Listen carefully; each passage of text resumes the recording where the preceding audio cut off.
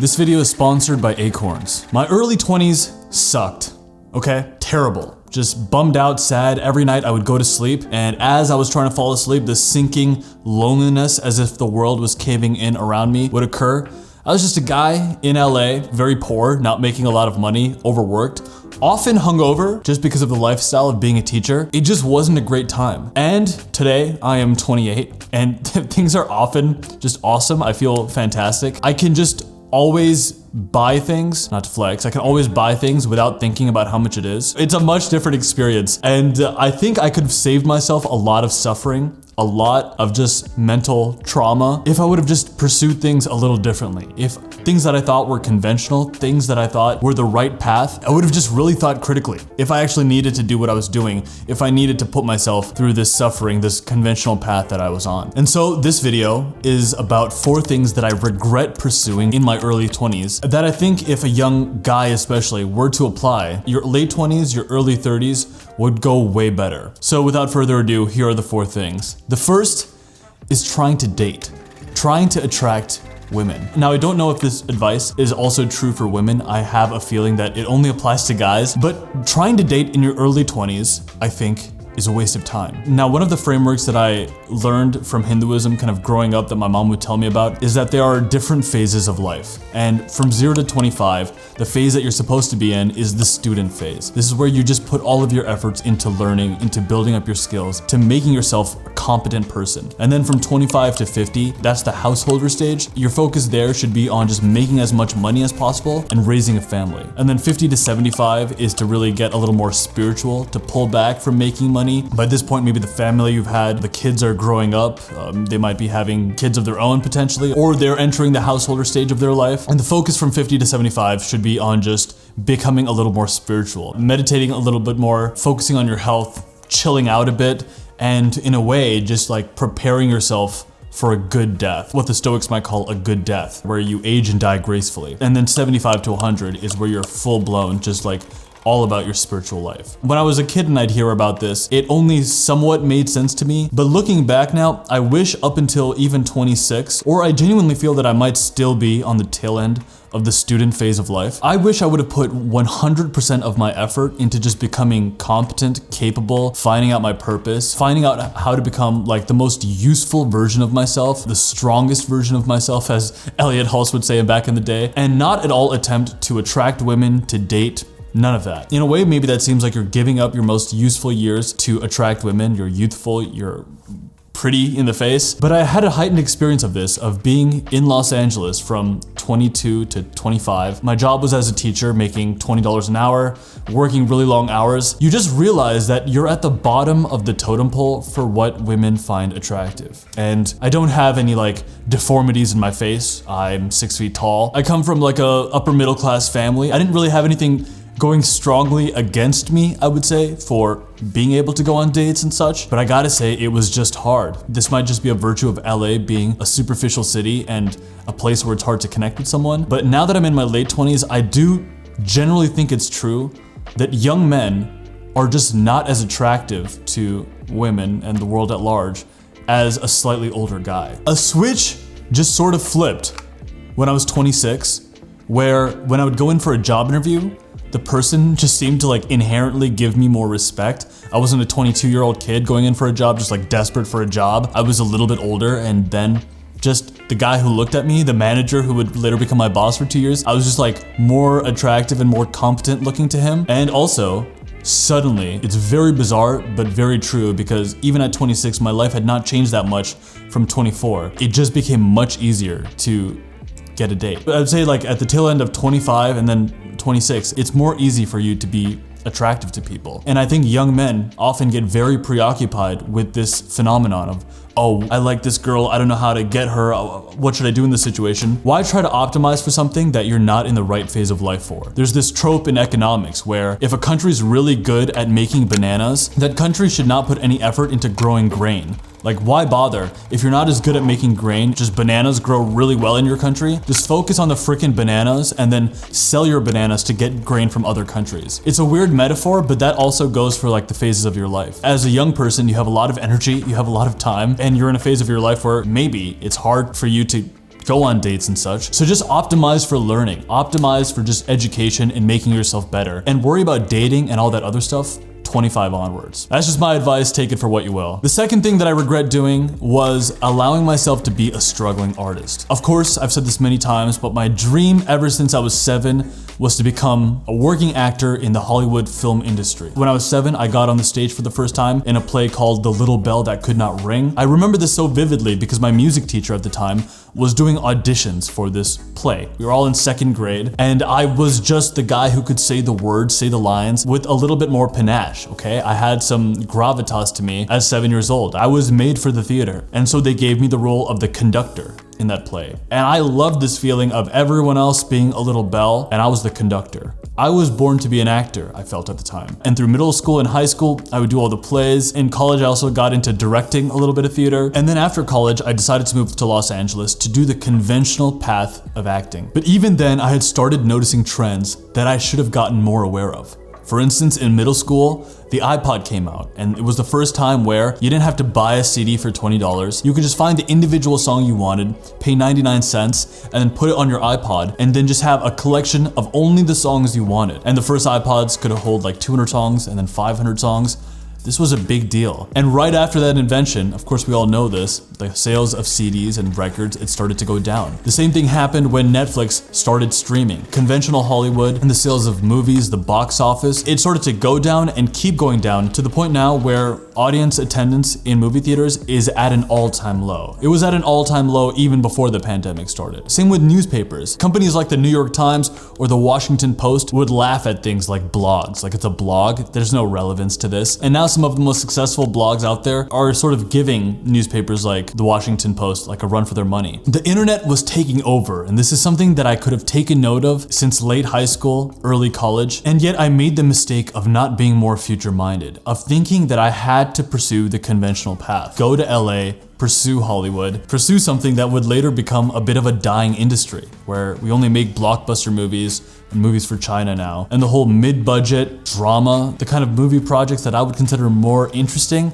they're all moving towards television and streaming. I wish at that time, instead of optimizing for the mainstream path and doing what I was supposed to do as an actor, which is like get headshots and make the rounds at auditions, I wish I would have optimized instead for just making money. Getting my income to something like $7,000 or $10,000 a month. At the time, it would have seemed mind-blowing. Like, whoa, that's a crazy amount of money. I had this sort of deep-rooted belief that I would get to that salary like way later in my life, when there was really no reason to believe that I couldn't make that money earlier. And as an actor, I didn't need to have like a job as a server or something to be able to pull both things off. We hear you pay good money to sing into a tin can, 10 cents a pop. No, I mean, you paid to be here. I could have just invested all of my time into learning skills that would make me valuable in today's economy. And I would say it's extremely easy to do this. It's more easy than ever now if you want to get into the top 10% income in whatever country you're in.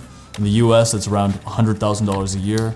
In India, I know a lot of my audience is in India. In Mumbai, if you want to get into the top 10% of income earners, you have to make around 77K US dollars. All you have to do here is Google jobs that would pay what you would want to make, and with the lifestyle associated with those jobs, find out the skills that are advertised in those job postings, learn those skills that the jobs are posting for like 2 to 3 to maybe even 4 hours a day, and then reach out to people every day who are working jobs like that. Ask them quick, specific, pointed questions, because no one has time for you really. But if you ask someone with the right answers, a quick pointed question, they'll keep moving you in the right direction. And I do generally think that anyone with a decent education and a willingness to learn skills online could make it into the top 10%, top 15% for sure of their country's income, just by learning skills online. Now, one of the things that could potentially help you with being more future-minded and with your finances is creating a budget and creating an investing plan. But the world of investing can be intimidating to jump into, and that's where the sponsor of today's video, Acorns, comes in. Acorns is a financial wellness app that makes it easy to save and invest every day in the background of life, starting with just your spare change. There's no expertise required. You can get started with Acorns in under 3 minutes and begin investing with as little as $5. The app will automatically invest the spare change change from your purchases through roundups. Every purchase you make is rounded up and the spare change is automatically invested into a managed portfolio. And over time, invested money can really grow. Depending on your needs, Acorns will recommend an investing plan for you from their 5 diversified expert-built ETFs, exchange-traded funds. These are portfolios that can be super convenient and easy, especially when you set up with recurring investments from as low as $5 a day, $5 a week, or a month. They're even giving members who sign up $75 just to set up a direct deposit on their checking account. The deadline is December 31st, 2021. You'll get an Acorns debit card with your signature custom engraved. This card saves and invests for you. Click the link in my description box to learn more. You can download Acorns and start investing with just your spare change. You'll get a $10 bonus investment if you use the link in my description box to get started and set up an account. Some terms and conditions apply. It's sponsors like Acorns that help us reinvest in the channel, make more high effort videos. We're just a couple days away from taking a trip to New York City to visit Sneeko to collab with him. I'm making 2 videos with him, one about Memento and how that movie is a metaphor for setting up systems for your life, and then Director Series 10, my next big video, which is going to be like a parody of the Marvel TV shows. We're extremely excited about these videos and they're only possible through our sponsors. So thank you Acorns for sponsoring this video.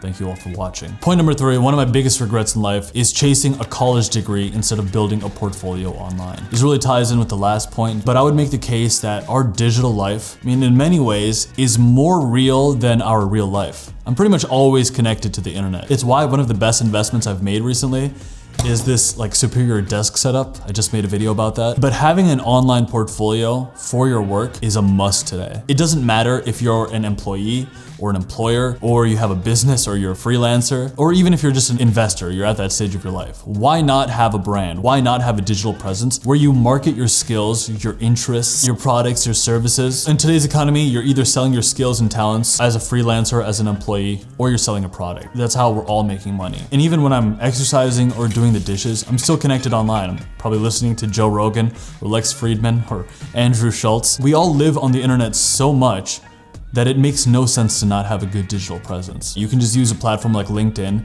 to share what you're working on, to write blog posts. On Instagram, you could be sharing photos that are really well manicured of things you're interested in, or providing valuable information. There's a great quote by Naval Ravikant which says that everyone should either be writing blog posts or putting up pictures. We should all be doing something where we generate content online, create a portfolio of our work, because we live online so much.